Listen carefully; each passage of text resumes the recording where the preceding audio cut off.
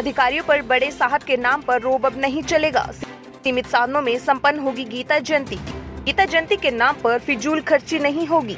काठ की हांडी बार बार नहीं चढ़ती। जी हां, हम बात कर रहे हैं कुरुक्षेत्र विकास बोर्ड में राजनीतिक पद पर बैठे एक ऐसे शख्स की जो अधिकारियों को बात बात पर कह देता था, साहब ऐसा चाहते हैं, साहब से बात हुई, साहब कह रहे हैं तो होना ही चाहिए।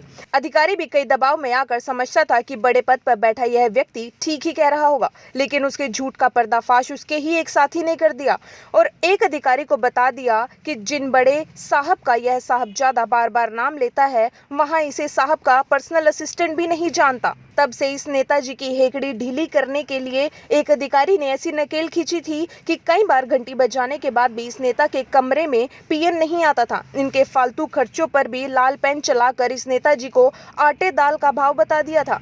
नेताजी ने कहीं सपने में भी नहीं सोचा था कि उनकी इस दुर्गति होगी। रही सही कसर अब गीता जयंती पर पूरी हो जाएगी, जब इस नेताजी के द्वारा बनाए गए अंतर्राष्ट्रीय गीता महोत्सव का ब्लूप्रिंट ठुकरा दिया गया और इन महाशय द्वारा दिए गए सुझावों को तरहीज नहीं दी गई। बता दें कि बिल्कुल कम खर्च पर इस बार गीता जयंती मनाई जाएगी, जिनका खाका तैयार हो चुका है। कुरुक्षेत्र विकास बोर्ड के पूर्व सदस्य डॉक्टर हिम्मत सिंह सिन्हा ने सरकार को गीता जयंती के नाम पर हो रही फिजूल खर्ची रोकने के लिए पत्र भी लिखा था। खुद सुने क्या कहते हैं डॉक्टर सिन्हा। तो यदु और पुरु की जो जगह है वहाँ आपने कुछ नहीं किया हुआ, उसको तो बिल्कुल उपेक्षित करके गंद और कीचड़ पड़ा हुआ है और इधर उधर नाच गाने में हो रहा है। तो नाच गाना देखने आते लोग, गीता के बारे में कोई प्रचार यहाँ दिखाई नहीं दे रहा। तो इसलिए मैंने सरकार से अपील की है कि उतना ही रुपया खर्च करें जितना उचित हो। जनता के धन को व्यर्थ में बर्बाद न करें, क्योंकि जनता का धन जो है वो नाच गाने देखने के लिए नहीं है, वो जनता का धन तो है गीता के प्रचार के लिए। तो गीता का प्रचार स्पष्ट दिखाई देना चाहिए कहीं, जबकि कहीं नहीं हो रहा। तो इसको डिटेल में अगर मैं जाऊँ तो बताऊँगा। इस बार अंतर्राष्ट्रीय गीता महोत्सव का आयोजन सोशल मीडिया पर ऑनलाइन प्रणाली से बिना श्रद्धालु और पर्यटकों के होगा, जिसके लिए कुरुक्षेत्र विकास बोर्ड ने शेड्यूल तैयार किया गया है। शेड्यूल के अनुसार अंतर्राष्ट्रीय गीता महोत्सव 2020 में सांस्कृतिक कार्यक्रमों और क्राफ्ट मेले का आयोजन नहीं किया जा रहा।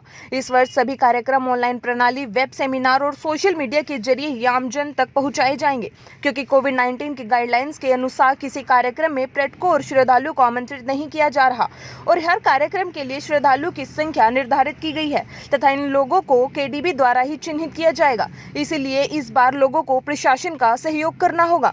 सीईओ अनुभव मेहता क्या कहते हैं, खुद सुने। केडीबी के द्वारा दिनांक 17 दिसंबर से 25 दिसंबर तक मनाया जाएगा।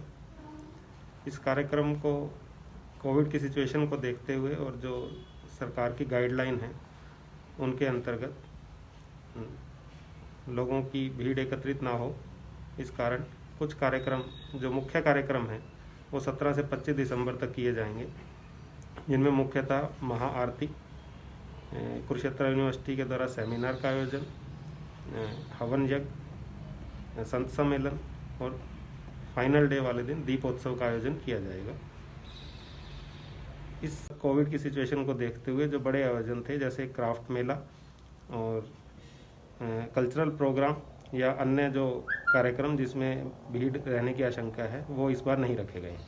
थीम के ऊपर शिक्षा विभाग के माध्यम से विभिन्न कार्यक्रम भी आयोजित किए जाएंगे, जिसमें पेंटिंग, निबंध और श्लोकोच्चारण आदि। केडीबी द्वारा जारी किए गए शेड्यूल के अनुसार 17 दिसंबर से 25 दिसंबर तक रोजाना पुरुषोत्तमपुरा बाग ब्रह्म सरोवर पर 5:30 पर आरती का आयोजन किया जाएगा और विविध रूप से 21 दिसंबर से पुरुषोत्तमपुरा बाग में सुबह 11 बजे गीता यज्ञ से महोत्सव का शुभारंभ होगा। इस यज्ञ के लिए 5 कुंड बनाए जाएंगे। प्रत्येक कुंड यज्ञ पर बैठने वाले व्यक्तियों की संख्या 25 तक ही सीमित होगी। इस प्रकार कुल 125 लोगों को ही गीता यज्ञ में बैठने के लिए अनुमति दी जाएगी। 21 दिसंबर को कुरुक्षेत्र विश्वविद्यालय के राधा कृष्ण सदन में अंतर्राष्ट्रीय गीता वेबिनार दोपहर 12 बजे शुरू होगा। यह वेबिनार 23 दिसंबर तक चलेगा। 21 से 25 दिसंबर तक ज्योतिसर एवं सन्निहित सरोवर पर सुबह 10:30 पर रोजाना गीता पाठ का आयोजन होगा। इसके अलावा 3 से 12 दिसंबर तक सुबह 10 बजे विद्यार्थियों के लिए गीता एवं महाभारत पर आधारित ऑनलाइन जिला स्तरीय प्रतियोगिता का आयोजन किया जाएगा और 15 से 20 दिसंबर तक सुबह 10 बजे ऑनलाइन राज्य स्तरीय प्रतियोगिता का आयोजन किया जाएगा। जन सामान्य के लिए 4 से 21 दिसंबर तक गीता व महाभारत पर आधारित प्रश्नोत्तरी प्रतियोगिता का आयोजन किया जाएगा। 24 दिसंबर को दोपहर 2 बजे कुरुक्षेत्र विश्वविद्यालय के राधाकृष्ण सदन में संत सम्मेलन का आयोजन होगा।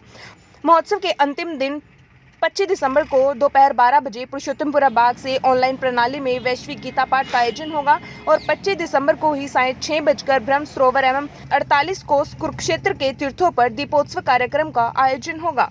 पोस्ट नाउ के लिए पंकज अरोड़ा की रिपोर्ट।